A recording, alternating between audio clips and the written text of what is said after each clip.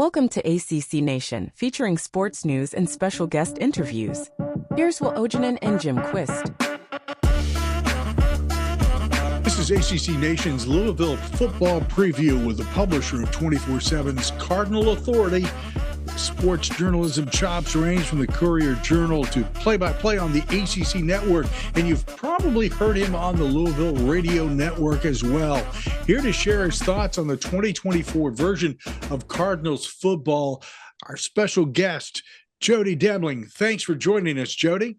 Yeah, no problem. It's fun to talk, always fun to talk, and it's great this time of year when we're actually going to have some real games. I'm tired. We're going to stop the actual talking about what ifs, and we're going to get to see some play on the field. Finally. Hey, and people may have noticed, if you're watching this on YouTube, that there's an interesting background. That's because Jody is at the facility, and he's actually sitting in his car at the moment, but it's just right outside the car. Yeah, because it's a hot day and air conditioning is a must. So it is 100 right now here in Louisville. So it is it's bad. Yeah. Too hot. Hey, Jody, the clock's ticking on that week one kickoff. As you mentioned, there are plenty of questions swirling around injuries, transfer portal pickups, last minute returns to the huddle. What do you see as the biggest challenge to head coach Jeff Brom this season? I honestly think it's what they did last year and how high he set the bar. I mean, he really, when you look at it, he's the chosen son, the coming back home. It's like I've said to people, it's almost like he could walk on water, and for 6 weeks he did. Really, for 11 weeks he did. They were 10-1 after the Miami game, and then lost those 3 in a row to end the season. But he set the bar so high last year in year one. They've got the same amount of newcomers as they did last year. They had 41 newcomers last year. They have 41 newcomers this year. So a couple more transfer portal guys than there were last year. But I think the schedule is more difficult. It definitely is this year. And I think the way that they did it last year, the expectations here are crazy, because they just said, you know what, you won 10 games in your first year. We're going to do this every year, right? And we all know college football, and that's not possible. It's not sustainable to think that, really, for most programs. A lot of programs, you have to go through things. So I think that's, to me, the biggest thing that they have to overcome this year is the kind of the expectations that they set themselves last year. Yeah, unrealistic expectations on the part of fans is always a battle, unfortunately, and even within your own mindset. So, it is a tougher schedule. We'll get into that here in just a little bit. But let's talk about the offense.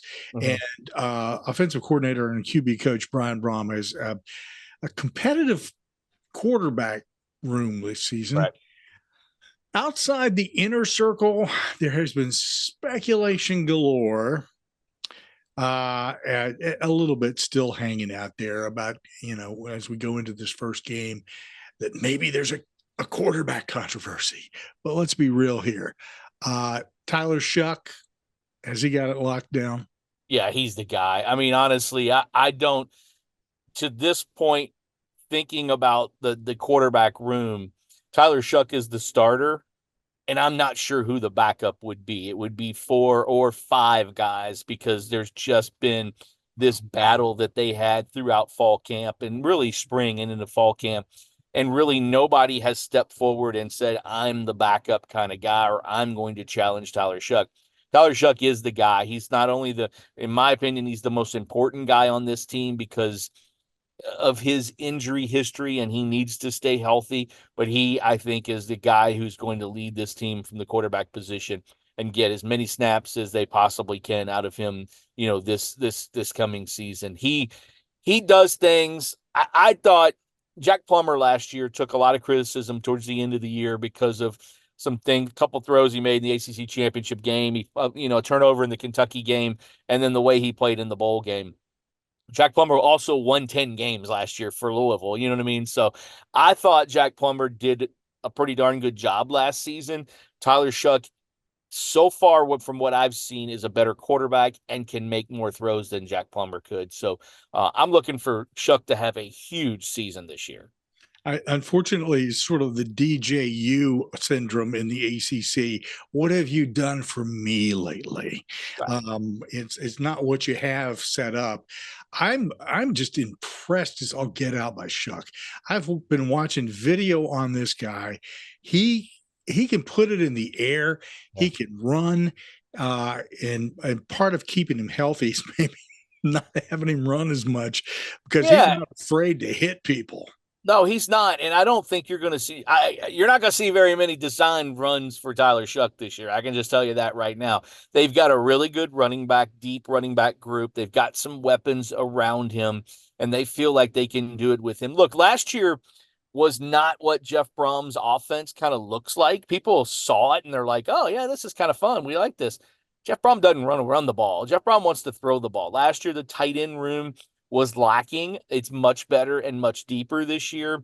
They didn't have, when Jamari Thrash went down, they didn't have a ton of playmakers. Well, they've got an injury right now. We'll talk about, the wide receivers in a minute, but he's got weapons around him, and Tyler is going to be a guy who can make plays. He's made some throws in fall camp that you look at and you go, how in the world did he do that? And that's the thing. I've talked to some NFL type guys, and they're like, there's no question about his arm strength. Like, he has elite level arm strength. It's just a matter of, can he stay healthy, and the consistency and the accuracy as well. But yeah, I think I think Tyler's in for a big season. I really do.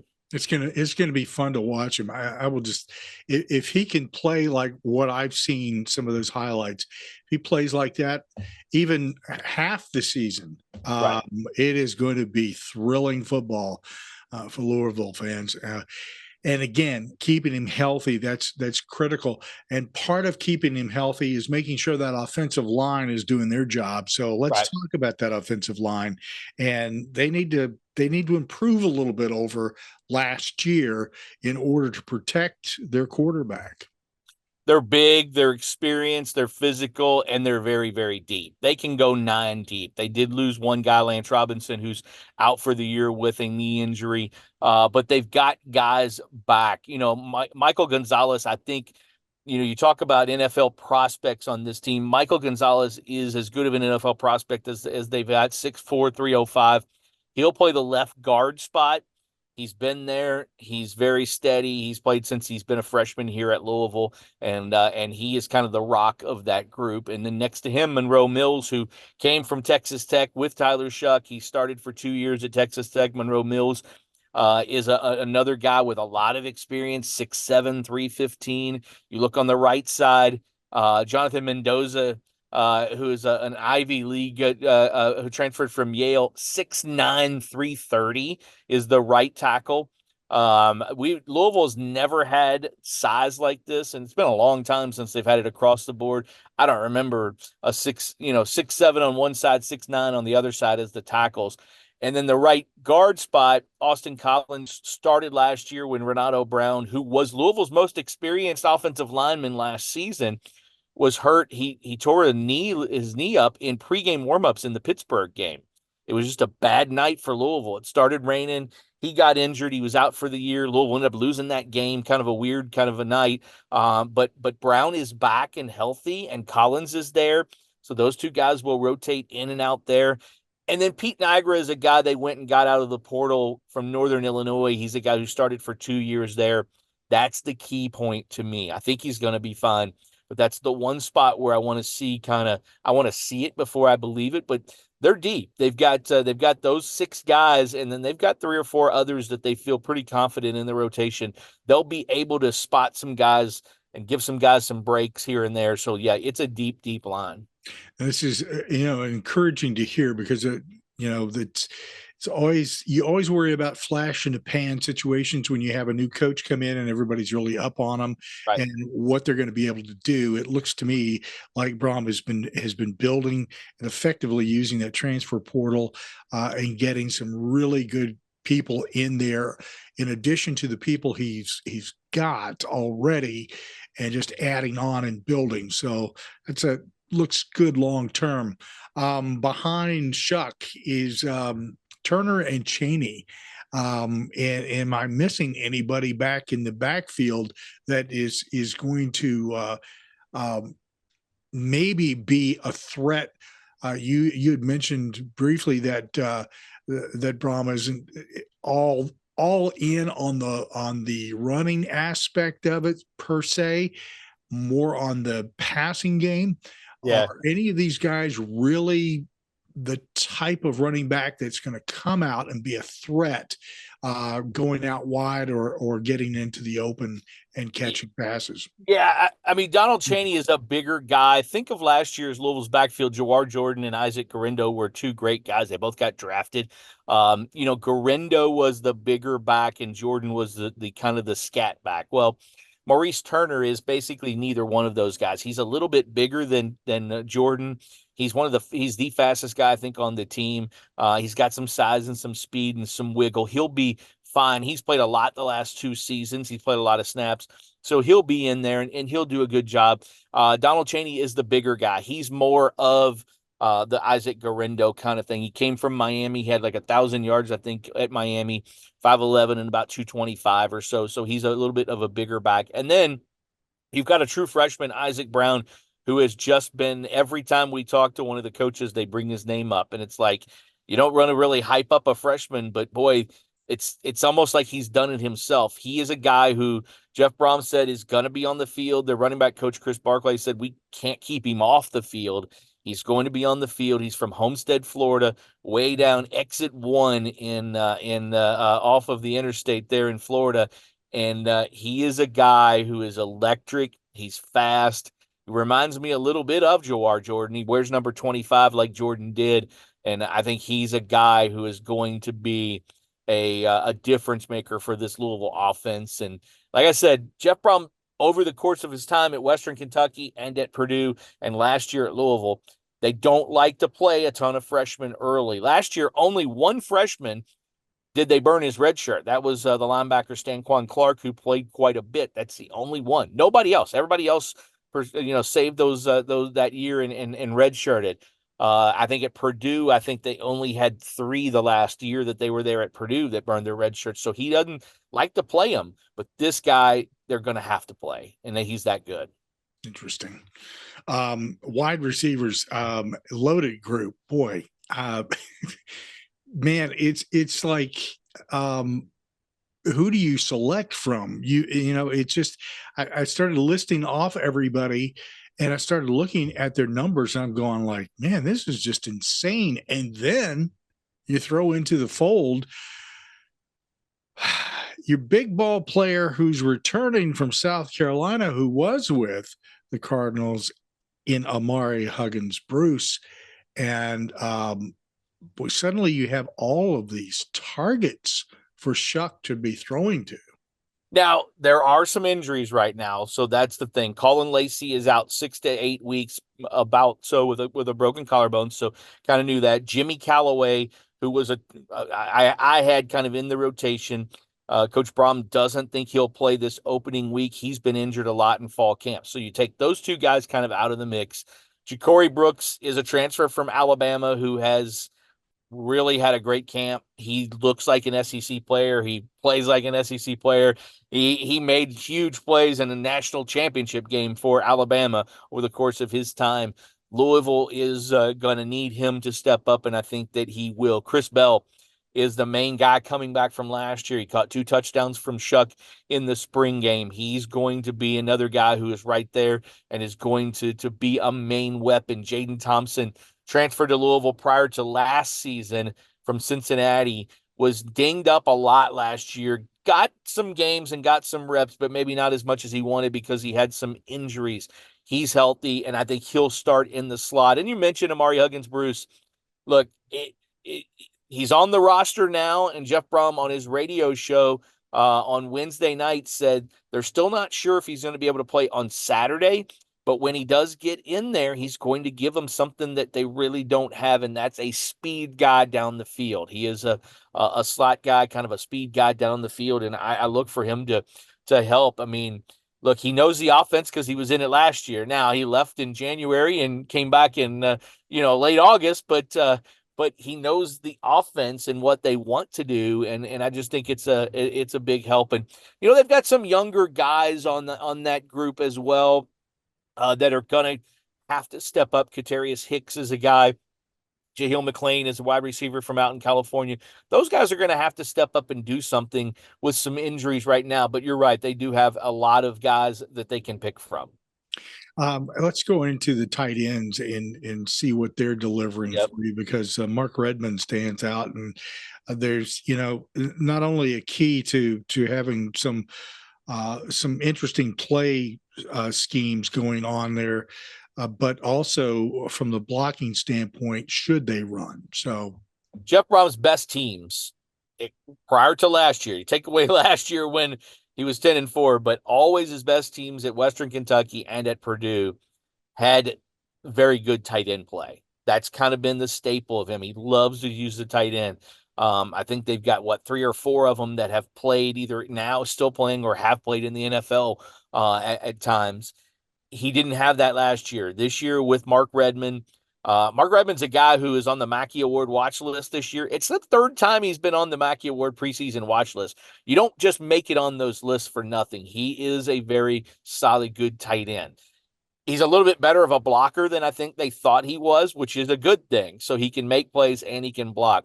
Nate Kariski ended up playing a ton last year, has gotten better, has improved, and is a viable option for them. And then the real kind of wild card for them is a guy named Jamari Johnson. 6'5", 265 he's listed at. He came into Louisville 6'5", about 280 as a tight end. wow. He's one-handed catches. He's athletic. He's a former 4-star from Inglewood, California. He is a guy who is totally different than most tight ends you see out there. And if they can get him to where they think he is right now out on the field on Saturdays, he's going to be a difference maker for this offense. And again, they've just got more weapons now. You've also got Jaleel Skinner from a transfer from Miami, Isaiah Cummings, a transfer from Kentucky. These are guys that they just didn't have that room last year. And maybe the run game, the biggest guy of them all, people don't even know this guy's name because you never really talk about him, is their fullback, Dwayne Martin. He plays kind of an H-back. He'll be in the backfield. He'll be on the line of scrimmage. He'll be split out. He just plays a little bit of everything. He's not in there all the time, but a very key figure for them. So they do have some weapons. I'm going to, before we get into defense, I'm going to take us down a side road, which I always do. I'm the guy who always takes people down side roads.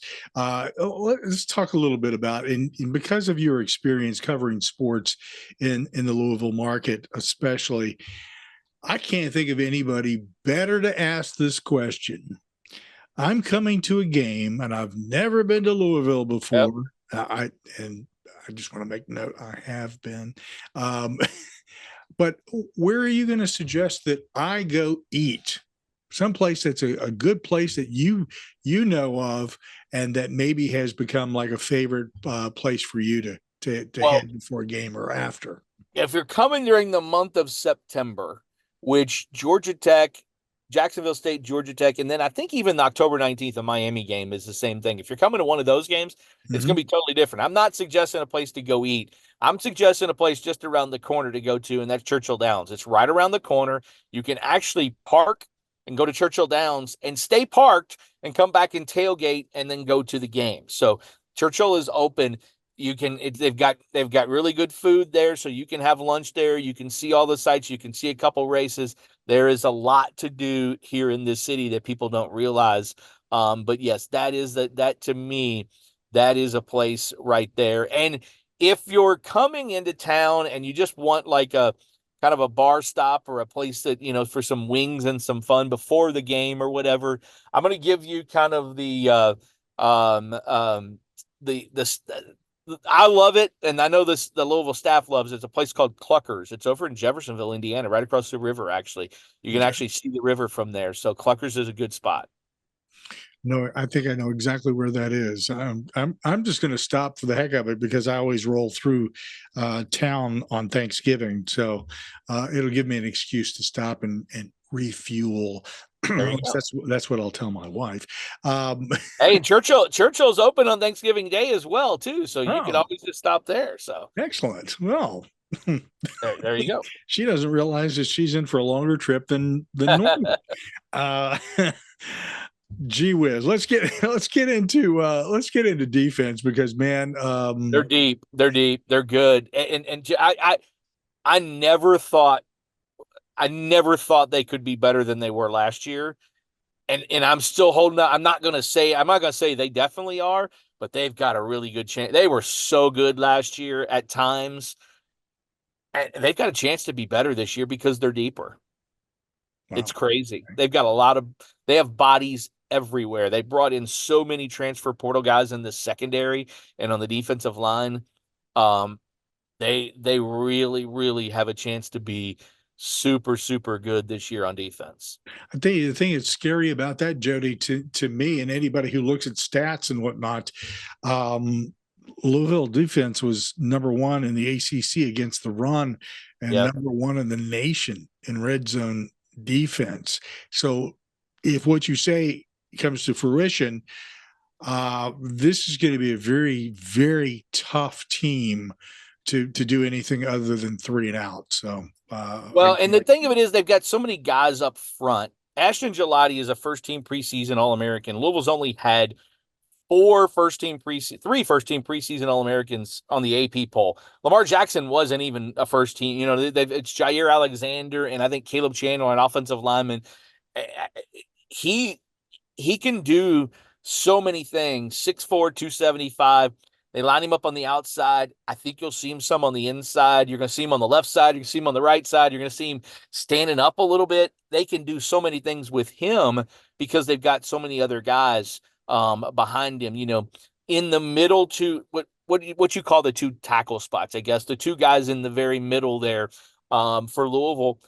There's 8 guys that they can rotate in and out of there. I mean, they not and really the first 6, the quality doesn't drop off. And 7 and 8 are Ashton Gelati and Ramon Purrier, who are two of your guys who are your most experienced guys who are versatile that they can play outside, but they're going to play them some inside too. So they got a really good defensive line, and I'm excited to see. I'm excited to see the first couple games, Austin Peay, Jacksonville State, because I know they're going to want to get a lot of guys snaps and reps. How in the world do they get all these guys, reps on offense? The scrimmages were closed, but I've heard that they played like 26 guys on defense in the scrimmage with kind of the ones and the twos. So, I mean, you're talking about a lot of guys getting potentially getting reps. That's good news. Because we're on a somewhat limited schedule for you, I'm going to run down some stuff. So we'll just ask you Yep. to Yep. synopsize. Yep. You've talked about the defensive line here. Talk about the linebacking crew, the cornerbacks, and the safeties, all looking pretty solid there.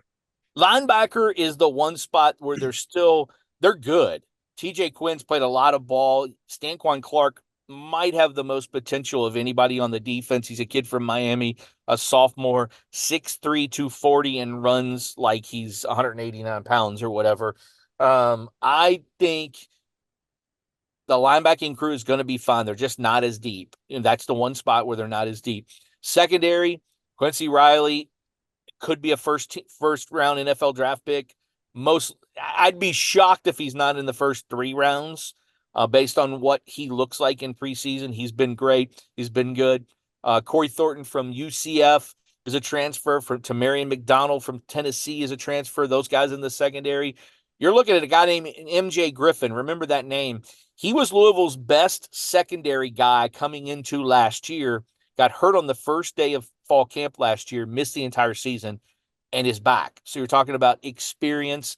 You're talking about, like I said, 8, 9 deep in the secondary, to where last year Quincy Riley and Jarvis Brownlee, because of some injuries, Jarvis Brownlee's now in the NFL. Quincy Riley is back. Those two guys had to play almost every snap.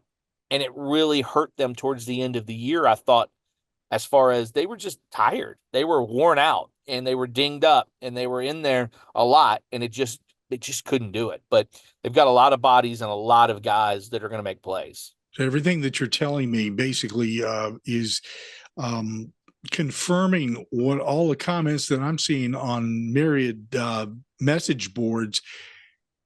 Everybody's underestimating Louisville. So we'll see. The crazy thing is, we talked at the first thing I said was, and I keep saying this, and people are like, huh? And I'm like, just hear me out. I think they're going to be a better team this year, but their record might not be 10 wins because their schedule's difficult. At Kentucky at the end of the year, at Clemson, at Notre Dame, those are difficult things. Heck, Louisville, if you look at the schedule, I got to make sure I got this right. Let's see, I've got the schedule here. If you look at this right here, after October 19th, which not too deep into the season, Louisville only has one more home game. They've got 4 of their last 5 on the road this year. They only play at Notre Dame and at Virginia until October 25th when they're at Boston College. But the rest of the games at the end of the year are all on the road. So it just sets up a little more difficult than it did last year for them. And like I said, I think they're going to be a better team. They just might not, the record might not be 10 wins. Quick look at special teams, kicking, punting, everything look good there? Yeah, I mean, the punting game, they still don't have that one guy. They've got a couple guys that are kind of back and forth. But Brock Travelstead it seems like he's been here for 10 years. He's been here. This is his 5th year as a kicker, as a place kicker. He has been the guy, extra points and field goals. He went through a little spell early last year where he maybe wasn't as consistent, but they said he's had a great fall camp, and he'll be that guy there. And Jeff Brom likes to use his starters on special teams, so you're going to see Maurice Turner and Isaac Brown, the running backs, out there kickoffs. Quincy Riley on punt returns, Jaden Thompson maybe on punt returns for wide receiver. You're going to see starters out there on special teams. That's the way Jeff Brom does things. I kind of like it. I know people are like, oh, I don't want people to get hurt, but I do like it. Special teams are important, and he really puts a lot of emphasis on them. Last thing, I'm going to put you on the spot here. What do you project this team's record being at the end of the season based upon what you know now? I think they win 9 games. I do think they win 9 games. I think, early on, the good thing for them is they've got 2 games, a bye week, and then Georgia Tech. They didn't like that bye week early on, but when they've had that injury to Colin Lacey, they're like, okay, maybe who knows when we're going to get him back. At Notre Dame is going to be difficult. At Clemson is going to be difficult.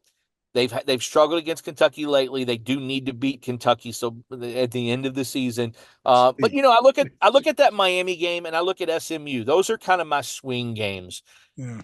You've got to win. They're both at home. You should win one of those for sure. If you split, you're good. If you can win 2 of them, then your record's probably a little bit better than I thought. But I've gone with 9 wins. Absolutely perfect preview and thoughts. Our special guest, the publisher of 24/7's Cardinal Authority, Jody Demling. Thank you, sir, for joining us. And I know you're on a tight schedule. Good luck to everybody, and I hope it's a great season. Yep, hopefully so. It should be a lot of fun. I'm just excited that it's here. Let's get kickoff so we can talk about some real stuff, Thanks for listening to ACC Nation. Be sure to listen, like and subscribe to our podcast, radio, and YouTube channels by visiting accnation.net. Follow us on Instagram, X, Facebook, Mastodon, Threads, Blue Sky and Reddit at ACC Nation.